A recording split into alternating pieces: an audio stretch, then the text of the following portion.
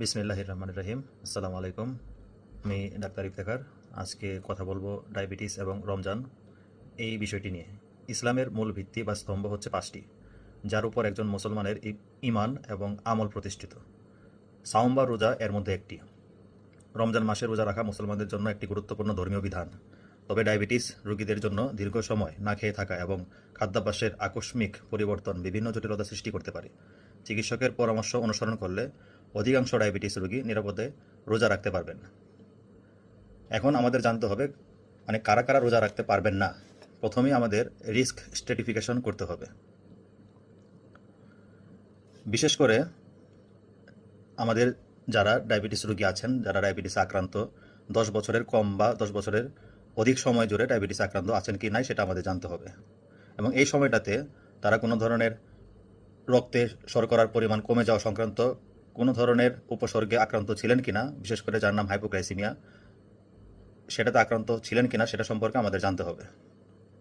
এছাড়া তাদের level of glycaemic control সম্পর্কে জানতে হবে। সেক্ষেত্রে HbA1c লেভেল সেটা খুব গুরুত্বপূর্ণ, বিশেষ করে 7%-এর কম আছে কিনা, বা 7 থেকে 10% বা 10%-এর অধিক আছে কিনা, তারা কোন ধরনের চিকিৎসা নেয় সেটাও অনেকটা গুরুত্বপূর্ণ।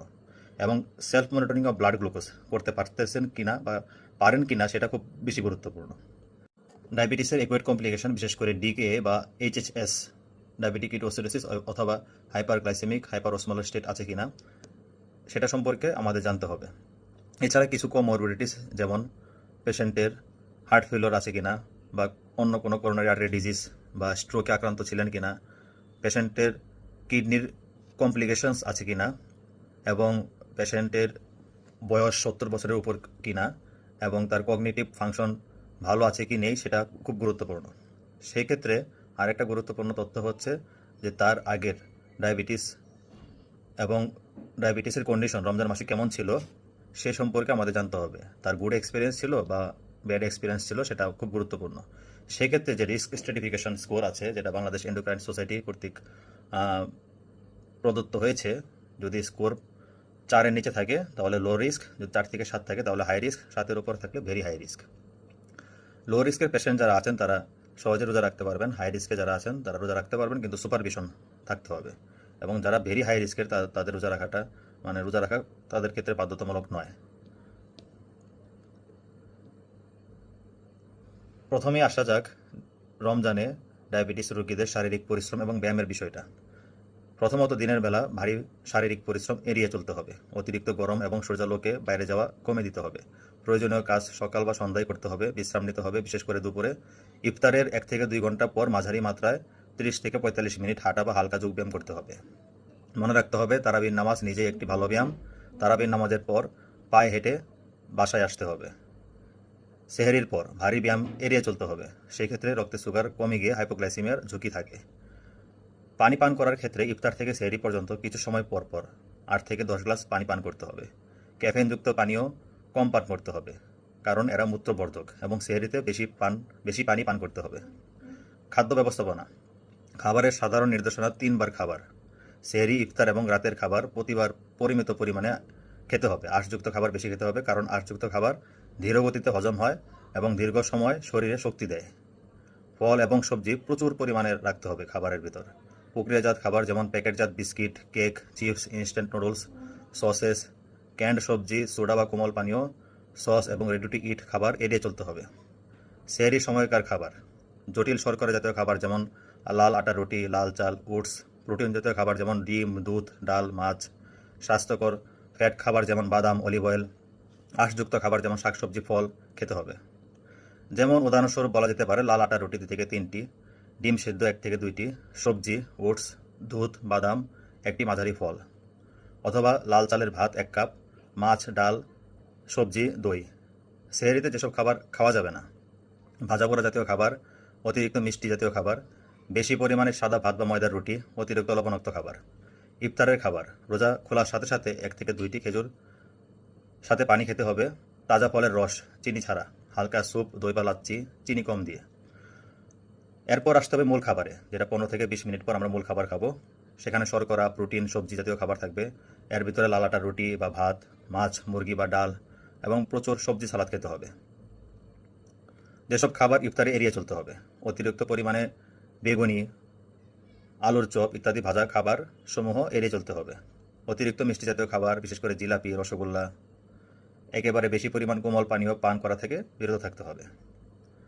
রাতের খাবার, যেটা তারাবির পরে আমরা খাবো, সেক্ষেত্রে হালকা খাবার, ফল, বাদাম, দই, হালকা স্যান্ডউইচ বা সালাদ, প্রয়োজনে হালকা ভাত এবং তরকারি। এখন আসা যাক ওষুধের সমন্বয়ের ব্যাপারটা, যেখানে সেক্ষেত্রে আমরা অরাল অ্যান্টিডায়াবেটিক ড্রাগ এবং ইনসুলিন ব্যবহার করি। ডায়াবেটিসের ওষুধ, যেটা মুখে খাবার, অথবা ইনসুলিন ও ডায়াবেটিসের মুখে খাবার ওষুধ একত্রে দেওয়া যেতে পারে।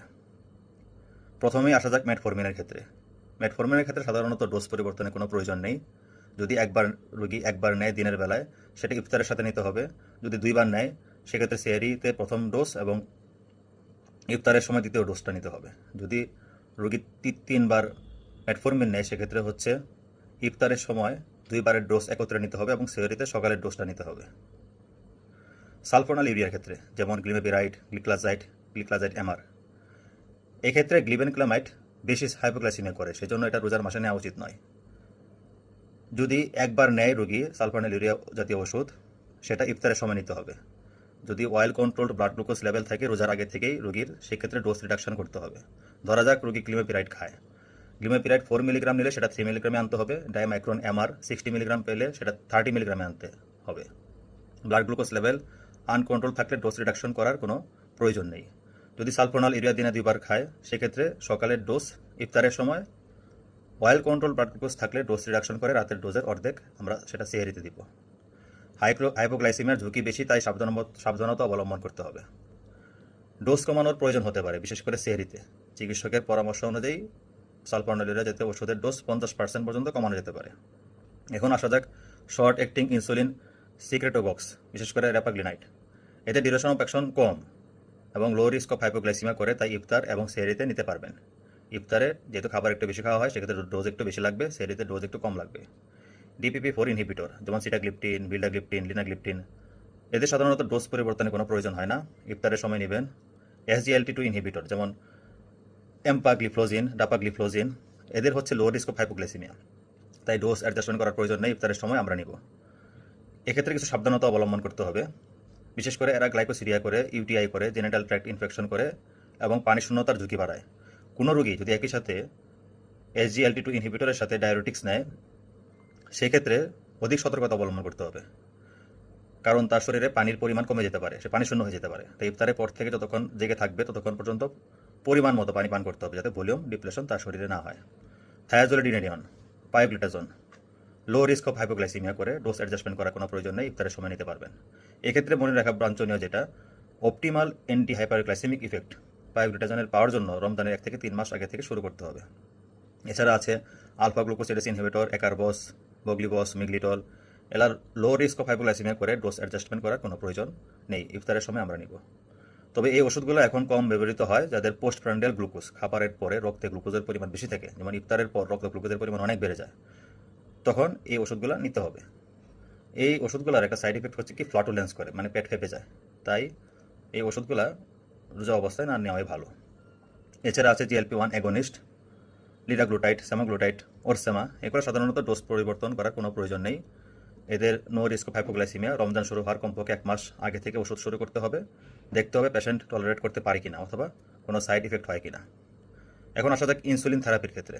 যদি ব্লাড গ্লুকোজ লেভেল 5-এর নিচে থাকে, তাহলে 2 ইউনিট করে ইনসুলিন কমাইতে হবে। 5 থেকে 7 মিলিমোল এর মধ্যে আছে বা নিয়ন্ত্রণে আছে, তাহলে ইনসুলিন ডোজ পরিবর্তন করার কোনো দরকার নেই। আর যাদের ব্লাড গ্লুকোজ লেভেল মোর দেন 7 মিলিমোল পার লিটার, সেক্ষেত্রে 2 ইউনিট করে ইনসুলিন, যে রেগুলার ওষুধটা পেতো, ইনসুলিনের ডোজ পেতো, সেখান থেকে বাড়াতে হবে 2 ইউনিট করে ইনসুলিন। এছাড়া ইনসুলিনের সাথে কম্বাইনলি ওরাল অ্যান্টিডায়াবেটিক ড্রাগ এবং GLP-1 রিসেপ্টর অ্যাগনিস্ট দেওয়া যায়। বলা হয়ে থাকে analogue basal bolus insulin regimen is the safest regimen to be used during fasting. Analogue ইনসুলিনের সুবিধা হচ্ছে রোগী ইনসুলিন দিয়ে খাবার শুরু করে দিতে পারে। অ্যানালগ ইনসুলিনের ভিতরে একটা হচ্ছে বেজাল ইনসুলিন, যেটা অ্যানালগ, সেটা হচ্ছে গ্লার্জিন, ডিটেমির, ল্যান্টাস, লেবিমির, ভাইব্রেন্টা। সকালের ডোজ ইফতারের সময় নেবেন। যাদের সুগার নিয়ন্ত্রণে আছে তাদের ক্ষেত্রে ডোজ 15 থেকে 30% কমবে। যদি হিউম্যান ইনসুলিন বেজাল ইনসুলিন হিসাবে ইউজ হয়, তখন সকালের ডোজ ইফতারে নেবেন এবং রাতের ডোজ এর অর্ধেক সেহরিতে নেবেন। র্যাপিড ইনসুলিন, যেমন অ্যাসপার্ট, লিসপ্রো, সকালের ডোজ ইফতারে, রাতের ডোজ সেহরিতে। সেক্ষেত্রে সাধারণত 25% থেকে 50% ডোজ রিডাকশন করতে হয়। আর দুপুরের ডোজটা অফ থাকবে। যদি আফটার ডিনার ব্লাড গ্লুকোজ অনেক বেশি হয় তখন ডিনারের আগে একটু কম পরিমাণে নিতে হবে। প্রিমিক্সড ইনসুলিন যেমন মিক্সটার্ড 30/70, 50/50 যদি এক বেলা নেওয়া হয় পেশেন্টের, সেক্ষেত্রে একই ডোজ ইফতারের সময় নেবে। 2 বেলা নিলে সকালের ডোজ ইফতারের সময় এবং রাতের ডোজ সেহরির সময়, কিন্তু রাতের ডোজের পরিমাণ 25 থেকে 50% কমাতে হবে। এখন আসা যাক বিভিন্ন অ্যান্টি ডায়াবেটিক এজেন্টের সংমিশ্রণ, বিশেষ করে ওরাল অ্যান্টি ডায়াবেটিক ড্রাগ এবং ইনসুলিন। শুধুমাত্র ইনসুলিন এবং ওরাল অ্যান্টি ডায়াবেটিক সিক্রেটোগ্রক, সালপোনালিউরিয়া এবং নন সালপোনালিউরিয়া এর ডোজ সমন্বয় করতে হবে। অন্যান্য ওরাল অ্যান্টি ডায়াবেটিক ড্রাগের ডোজ সমন্বয় করার কোনো প্রয়োজন নেই। ওরাল সিক্রেটোগক্স যেমন সালপোনালিউরিয়া এবং নন সালপোনালিউরিয়া এগুলো কী করে? এগুলো হচ্ছে যে ইনক্রিজড রিস্ক অফ হাইপোগ্লাইসেমিয়া। রোজার সময় তাই সালপোনালিউরিয়া ইউজ না করাই ভালো। যদি ইউজ করতে হয় তাহলে ইনসুলিনের ডোজ 25 থেকে 50% কমাতে হবে এবং সালপোনালিউরিয়া এবং নন সালপোনালিউরিয়ার ডোজও কমাই দিতে হবে। ব্লাড গ্লুকোজ মেটিকুলাসলি মনিটর করতে হবে। অন্য oral anti diabetic drug dose adjustment এর প্রয়োজন নাই। ইনসুলিন গ্লার্জিন এবং গ্লিমেপিরাইড কম্বিনেশন টাইপ 2 ডায়াবেটিস রোগীদের যারা রোজা রাখতে চান তাদের ক্ষেত্রে রমজান মাসে ব্যবহার করা যেতে পারে। ইফতারের সময় গ্লিমেপিরাইড দেওয়া হয় এবং ইনসুলিন গ্লার্জিন এর ডোজ টাইট্রেট করতে হবে যেন ফাস্টিং ব্লাড গ্লুকোজ লেভেল মোর দেন 6.67 মিলিমোল পার লিটার থাকে। ওরাল অ্যান্টি ডায়াবেটিক ড্রাগ বা ইনসুলিনের সাথে GLP-1 রিসেপ্টর অ্যানালগের কম্বিনেশন করতে হয়, সেটা দেওয়া যেতে পারে। GLP-1 অ্যানালগ বিশেষ করে লিরাগ্লুটাইড, এক্সিনাটাইড, সাপ্তাহিক ডুলাগ্লুটাইড, সামাগ্লুটাইড ডোজ ইনসুলিনের সাথে ব্যবহার করার সময়ও রমজানের আগের ডোজের মতোই থাকবে। তবে ইনসুলিনের ডোজ সমন্বয় করতে হবে। একইভাবে সালপোনালিউরিয়া এবং নন সালপোনালিউরিয়া সমন্বয় করতে হবে। অন্যান্য ওরাল অ্যান্টি ডায়াবেটিক ড্রাগের সমন্বয়ের কোনো প্রয়োজন নাই। গ্লুকোজ মনিটরিং খুব গুরুত্বপূর্ণ। সেলফ মনিটরিং ব্লাড গ্লুকোজ প্রথম 3 দিন প্রতিদিন করতে হবে, পরবর্তী সপ্তাহ থেকে প্রতি তৃতীয় দিন এবং শেষ সপ্তাহে 1 দিন পর পর। সেহরির আগে, সেহরির 2 ঘন্টা পর, দুপুরে বিশেষ করে প্রথম সপ্তাহে ইফতারের আগে, ইফতারের 2 ঘন্টা পর, ঘুমাতে যাওয়ার আগে অসুস্থ বোধ করলে যে কোনো সময় সেলফ মনিটরিং ব্লাড গ্লুকোজ করা লাগবে। সেক্ষেত্রে রোজা ভাঙার কোনো সম্ভাবনা নেই। জরুরি অবস্থা অবিলম্বে রোজা কখন ভাঙতে হবে? যদি আমাদের শরীরে রক্তে শর্করার পরিমাণ 3.9 মিলিমোল পার লিটার এর নিচে চলে যায় বা যাকে বলা হয় হাইপোগ্লাইসিমিয়া, এক্ষেত্রে কিছু লক্ষণ দেখা যায়। শরীর ঘাম দিবে, কাঁপুনি দিবে, মাথা ঘোরাবে, বুক ধরপড় করবে, ক্ষুধা লাগবে, মাথা ব্যথাও থাকতে পারে। সেক্ষেত্রে করণীয় কি? তাৎক্ষণিকভাবে 15 থেকে 20 গ্রাম গ্লুকোজ বা চিনি, একটা মতে সাধারণত 4 গ্রাম গ্লুকোজ থাকে, তাহলে 4 থেকে 5 চামচ চিনি পানির সাথে মিক্সড করে খেয়ে ফেলতে হবে। দ্বিতীয়ত হাইপারগ্লাইসিমিয়া, রক্তে শরীরে শর্করার পরিমাণ যদি বেড়ে যায় এবং বেড়ে আমরা গ্লুকোমিটারে যদি 16.7 মিলিমোল লিটার পাই, সেক্ষেত্রে আমাদের রোজা ভাঙতে হবে। কী কী লক্ষণ থাকতে পারে? অতিরিক্ত পিপাসা থাকতে পারে, ঘন ঘন প্রস্রাব হতে পারে, শরীর প্রচণ্ড দুর্বল হয়ে যেতে পারে। এছাড়া রোগীর পানি শূন্যতা, তীব্র তৃষ্ণা, প্রস্রাব কমে যাওয়া, মাথা ঘোরানো, অসুস্থতা, জ্বর, বমি, ডায়রিয়া এগুলো থাকলে আমাদের রোজা ভাঙতে হবে। মনে রাখতে হবে গর্ভাবস্থায় রোজা রাখা সম্পূর্ণ নিষেধ, কারণ এই সময় ব্লাড গ্লুকোজ অবশ্যই মেটিকুলাসলি আমাদের মনিটরিং করতে হবে। ফাস্টিং ব্লাড গ্লুকোজ 3.9 থেকে 5.3 রাখতে হবে এবং খাবার 2 ঘন্টা পর blood glucose 6.7 millimole per litre রাখতে হবে এবং no compromise on blood sugar. পরিশেষে রমজানের আগে অবশ্যই আপনার চিকিৎসকের সাথে বিস্তারিত পরামর্শ নিন এবং তার নির্দেশনা মেনে চলুন। এবং কোনো ধরনের জটিলতা যদি আপনারা সম্মুখীন হন রমজান মাসে, ডায়াবেটিস সংক্রান্ত জটিলতা যদি আপনারা সম্মুখীন হন, তাহলে অবশ্যই নিকটস্থ ডাক্তারের পরামর্শ গ্রহণ করুন। আসসালামু আলাইকুম। সবাইকে অসংখ্য ধন্যবাদ।